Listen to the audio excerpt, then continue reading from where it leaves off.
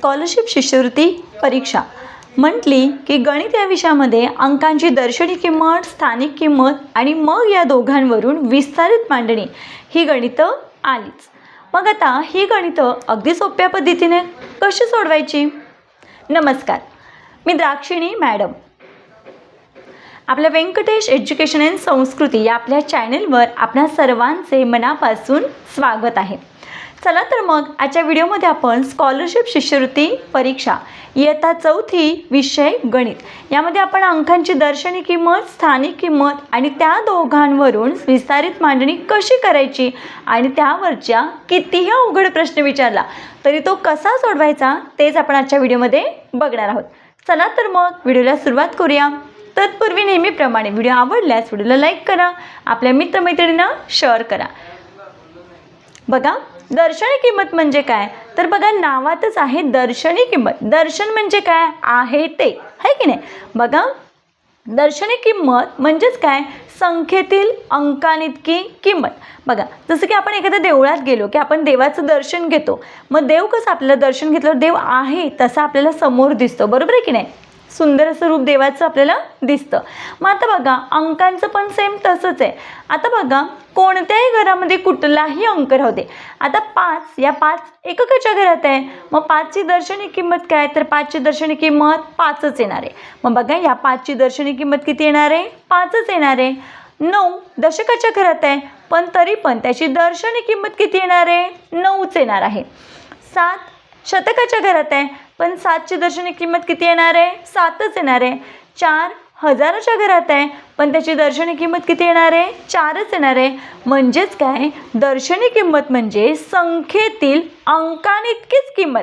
म्हणजे ती ना वाढत किंवा ना कमी होत, जसा अंक आहे तेवढीच त्याची किंमत, दर्शनी किंमत. ही झाली दर्शनी किंमत.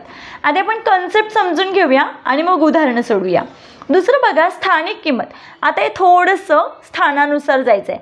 मग स्थानिक किंमत म्हणजे काय? स्थानानुसार प्राप्त होणारी किंमत. मग यासाठी आपल्याला काय माहीत पाहिजेत? स्थान माहीत पाहिजेत ना. मग आपल्याला माहिती आहे बघा, सुरुवातीला घर असतं ते काय असतं? एककाचं घर असतं. त्याच्यानंतर असतं दशकाचं घर, त्याच्यानंतर शतक, हजार, दशहजार, लक्ष, दशलक्ष आणि मग कोटी, दशकोटी आणि मग अब्ज. ही अशी काय आहेत? घर आहेत स्थानानुसार, आहे की नाही? आता बघा, इथे मी एक छोटीशी संख्या घेतली, संख्या रीड करूया. 7439. आता बघा, 7439 मध्ये आता स्थानिक किंमत काढायची या सगळ्यांची किंवा कुठल्याही अंकाची विचारली असेल तर. मग आता सपोज इथे मला 4ची स्थानिक किंमत काढायची आहे, तर मग सूत्र काय आहे? अंक. मग कुणाची काढायची आहे? 4ची. म्हणून मग तो अंक लिहून घेतला मी इथे 4 गुणिले स्थानाची किंमत. मग 4 हा कोणत्या स्थानावर आहे? एकक, दशक, शतक. मग एक शतक म्हणजे 100. मग 4ला काय करूया? 100ने गुणूया. मग किती झाली? 400. मग या 4ची स्थानिक किंमत काय? 400. म्हणजे अशी कुठल्याही घराची आपल्याला जर किंमत विचारली असेल तर या पद्धतीने आपल्याला काढता येणार आहे. बघा, आता थोडेसे नियम आहेत, ते नियम आपण समजून घेऊया आणि प्रश्नांना सुरुवात करूया. बघा, कारण जर नियम माहीत असतील तरच आपल्याला प्रश्न सोडवता येणार आहेत. आता तुम्ही म्हणाल एवढा सोपा टॉपिक, मग चुकणार काय? पण ज्यावेळेस तुम्ही प्रश्न बघाल त्यावेळेस तुमच्या लक्षात येईल की प्रत्येक घटकाचे नियम माहीत असणं आपल्याला खूप गरजेचं आहे. आता बघा, नियम क्रमांक 1 मध्ये बघा, कोणत्याही संख्येतील 0 या अंकाची स्थानिक व दर्शनी किंमत 0 असते. म्हणजे 0 हा जर लाखाच्या घरात असेल तरी त्याची स्थानिक किंमत किती आहे? 0च आहे. आणि दर्शनी किंमत पण किती आहे? 0च आहे. म्हणजे 0 कुठे जरी असेल तरी त्याची स्थानिक आणि दर्शनी किंमत दोन्ही सुद्धा काय असते? 0च असते. दुसरा नियम बघा, कोणत्याही संख्येतील एकक स्थानावरील अंकांची स्थानिक किंमत सर्वात कमी असते. जसं की आपण आता हा अंक बघितला, 7439 मध्ये एकक स्थानावरील अंकाची स्थानिक किंमत सर्वात कमी असते, बरोबर आहे? कारण बघा, 9 एकक. बघा, इथे मी एक अंक घेते किंवा आपण तोच अंक घेऊया. 7439 मी हा अंक घेतला, ही संख्या घेतली. आता 9ची स्थानिक किंमत किती? 9च येणार आहे. बघा, इथून जाऊया. 7000च्या घरात आहे, मग 7ची स्थानिक किंमत किती येणार आहे? 7000 येणार आहे. 4 शतकाच्या घरात आहे, म्हणून मग 4ची स्थानिक किंमत किती येणार आहे? 400. 3 दशकाच्या घरात आहे म्हणून मग 3ची स्थानिक किंमत 30 येणार आहे.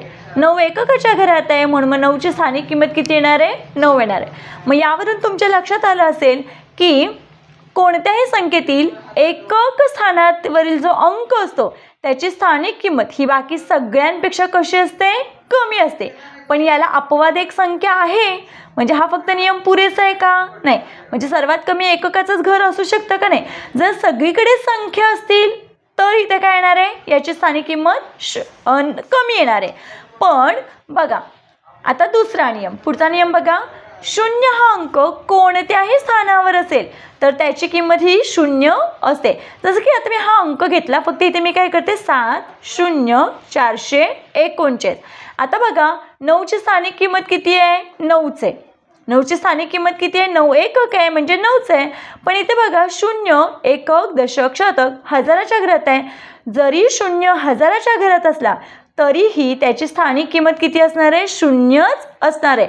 मग 9ची स्थानिक किंमत किती? 9 आहे. मग याच्यामध्ये कोणाची स्थानिक किंमत सर्वात कमी आहे? तर 0ची. म्हणून मग लक्षात ठेवायचं आहे एककाच्या स्थानावर जो कोणता अंक असेल त्याची स्थानिक किंमत कमी असते. पण जर त्या संख्येमध्ये 0 असेल कोणत्याही घरात तर मात्र 0ची स्थानिक किंमत सर्वात कमी येणार आहे. हे नियम लक्षात ठेवायचे आहेत. याच्यावर प्रश्न घेतलेला आहे मी, पुढे बघूया आपण. आता बघा एकक स्थानावरील अंकांची स्थानिक किंमत ही विषम असू शकते. आता बघा एकक स्थानामध्ये इथे मी 2 संख्या घेतल्यात. 6574 याच्या एकक स्थानी 4 हा अंक आहे. मग 4ची स्थानिक किंमत किती येणार आहे? 4च येणार आहे. मग 4 हा अंक कसा आहे? समसंख्या आहे की नाही? याची स्थानिक किंमत किती आहे? समसंख्या आली. आता 4657 या संख्येमध्ये एकक स्थानामध्ये 7 हा अंक आहे. मग 7ची स्थानिक किंमत किती आहे? 7 आहे. मग याची स्थानिक किंमत किती आहे? विषम संख्या आहे. म्हणजे बघा फक्त एककाचं घर असं आहे की ज्याच्यामधल्या संख्येची स्थानिक किंमत एकतर समसंख्या असू शकते किंवा कधी कधी ती विषम संख्याही असू शकते. मात्र त्यासाठी पुढचा नियम बघा. एकक स्थान वगळता म्हणजे जसं की मी आता हे सांगितलं ते स्थान वगळता उरलेल्या सर्व स्थानांवरील अंकांच्या स्थानिक किंमत ही समसंख्याच असते. कसं बघा 9 विषम संख्या आहे म्हणून 9ची स्थानिक किंमत किती? 9 झाली म्हणजे विषम संख्या. 5 दशकाच्या घरात आहे. 5ची स्थानिक किंमत किती? 50. मग बघा समसंख्या आणि विषम संख्या ठरवताना आपण काय करतो? एककाचा विचार करतो. मग इथे 0 आहे. 0 समसंख्या आहे म्हणून मग 50 पण काय झाली? समसंख्याच झाली. आता 7 शतकाच्या घरात आहे. 7ची स्थानिक किंमत किती? 700. मग बघा इथे पण 0 आहे म्हणजे ही सुद्धा काय झाली? ह्याची स्थानिक किंमत सुद्धा काय झाली? समसंख्या झाली. आता 8 हजाराच्या घरात आहे. मग 8ची स्थानिक किंमत किती? 8000. मग ही सुद्धा काय झाली? समसंख्या झाली. म्हणून मग लक्षात ठेवायचं आहे कोणत्याही संख्येतील फक्त एकक स्थानावरची संख्या ही काय असू शकते? तर समसंख्या किंवा विषम संख्या असू शकते. पण इतर सर्व स्थानांवरील संख्यांची स्थानिक किंमत ही समसंख्याच असते. हे लक्षात ठेवायचं आहे. विस्तारित मांडणी. आता विस्तारित मांडणी म्हणजे काय? दिलेली संख्या स्थानिक किमतीच्या बेरजेच्या रूपात लिहिणे म्हणजे विस्तारित रूपात लिहिणे होय. इथे आपण एक गणित घेऊया. आता छोटंसं गणित घेते मी फक्त कन्सेप्ट क्लिअर करण्यासाठी. 143 मी हा अंक घेतला. आता 1 हा शतकाच्या घरात आहे. एकक दशक शतक. मग 1 शतक म्हणजेच किती? त्याची स्थानिक किंमत 100. 4 दशक आहे म्हणजे त्याची स्थानिक किंमत किती? 40. पण बघा काय सांगितलंय? बेरजेच्या रूपात लिहिणं ना म्हणजे विस्तारित रूपात लिहिणं. मग या दोघांच्या मध्ये कोणतं चिन्ह पाहिजे? बेरजेचं. अधिक 3 एकक म्हणून मग हे 3. मग 143ची स्थानिक रूप विस्तारित रूप कसं आहे? या पद्धतीनं लिहायचं आहे. आता आपण बघूया सराव प्रश्न. बघा इथे आपल्याला पहिला प्रश्नच विचारलाय स्थानिक किंमत ही कशावरून ठरवली जाते? आता मी नियम सांगितले त्याच्यामध्ये आपण बघितलेलं आहे. मग बघा आपण पटकन याचं उत्तर देऊ शकतो की स्थानिक किंमत ही अंकावरून, संख्येवरून, स्थानावरून का दर्शनी किमतीवरून ठरवली जाते? तर स्थानिक किंमत ही एकक, दशक, शतक या घरांवरून ठरवली जाते. घर म्हणजेच काय, त्या संख्येचं स्थान. म्हणून मी इथे उत्तर आहे पर्याय क्रमांक 3, स्थानांवरून ठरवली जाते. पुढचा प्रश्न बघा. 38,904 या संख्येतील सर्वात कमी स्थानिक किंमत कोणत्या अंकाची आहे? ह्याचा पण नियम आपण घेतलेला आहे, पण बघा नियम सांगताना खूप सोपा वाटतो, पण उदाहरणांमध्ये तो वापरताना मात्र काय, तिथे जागरूक राहणं खूप महत्त्वाचं आहे. आता बघा, आपल्याला माहिती आहे एकक स्थानाच्या अंकाची स्थानिक किंमत कशी असते, सर्वात कमी असते. 4ची स्थानिक किंमत किती, 4 आहे. पण या संख्येमध्ये 0 आहे. मग 0 कोणत्याही घरात असेल तर त्याची स्थानिक किंमत किती असते, 0च असते. मग सर्वात कमी कोण आहे, 0 आहे. म्हणून आपले इथे या प्रश्नाचं योग्य उत्तर काय, पर्याय क्रमांक 1, 0. पुढचा प्रश्न बघूया. 91,456 या संख्येतील सर्वात जास्त व सर्वात कमी दर्शनी किंमत असलेल्या अंकांमधील फरक किती? आता बघा, सर्वात जास्त आणि सर्वात कमी दर्शनी किंमत विचारले. आपल्याला माहिती आहे दर्शनी किंमत म्हणजे काय, दर्शनी किंमत म्हणजे काय, त्या संख्येची अंकांची किंमत, त्या संख्येतील अंकांची किंमत म्हणजेच दर्शनी किंमत. मग या सगळ्यांमध्ये आधी आपल्याला काय सांगितलं, सर्वात जास्त. मग सर्वात मोठी संख्या कोणती आहे, 9 आहे. मग 9ची दर्शनी किंमत किती, 9च आहे. आणि सर्वात कमी कोण आहे, 1 आहे. मग 1ची दर्शनी किंमत किती, 1च आहे, कारण दर्शनी किंमत म्हणजे काय आहे तोच अंक लिहायचा. अंकांमधील फरक विचारलाय. मग फरक म्हणजे काय, वजाबाकी. 9तून 1 गेला, बाकी आली 8. मग 8 कुठे आहे, पर्याय क्रमांक 3 मध्ये. म्हणून इथे आपल्या या प्रश्नाचं योग्य उत्तर आहे पर्याय क्रमांक 3, 8. स्कॉलरशिप शिष्यवृत्ती परीक्षा म्हणजे प्रत्येक प्रश्न कसा असणार आहे, वेगळा असणार आहे. प्रत्येक प्रश्न सोपा असेल का, नाही. जसे सोपे प्रश्न तसे काही अवघडही प्रश्न येणार आहेत. मग बघा, आता हा थोडासा पहिल्या प्रश्नांपेक्षा वेगळा प्रश्न आहे, पण खूप सोपा आहे. बघा, फुली 9, फुली 4 या संख्येत फुलीच्या जागी समान अंक आहे. त्यांच्या स्थानिक किमतीतील फरक 990 आहे. तर फुलीच्या जागचा अंक कोणता? इथे डोळे झाकून आपण उत्तर 1 करू, म्हणजे पर्याय क्रमांक 4 करू. कसं बघा, इथे जर मी 0 ठेवला तर या 0ची स्थानिक किंमत 0च येणार. मग हा पर्याय येणार नाही, कॅन्सल करून टाका. आता 9 सुद्धा येऊ शकत नाही, कारण बघा इथे पण 9 आणि इथे पण 9. मग इकडचा हाचा इकडे जाणार आहे की नाही. मग इथे किती येणार, इथे किती आलं पाहिजे होतं, 8 पाहिजे होतं की नाही इथे. आणि जर आपण 8 इथे ठेवला असता तर इथे पहिली संख्या 7 आली असती, कारण आपण हातचा घेतो. म्हणून मी इथे उत्तर आहे 9. कसं बघा, इथे मी फुलीच्या जागी 1 हा अंक घेते.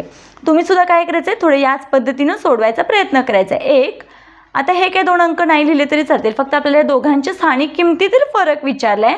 म्हणून मी ते 1 आणि 1, मग या 1ची स्थानिक किंमत किती, 1000. 1 वर 3 0. आणि हा 1 दशकाच्या घरात आहे, म्हणून मग त्याची स्थानिक किंमत किती, 10. यांची वजाबाकी करूया.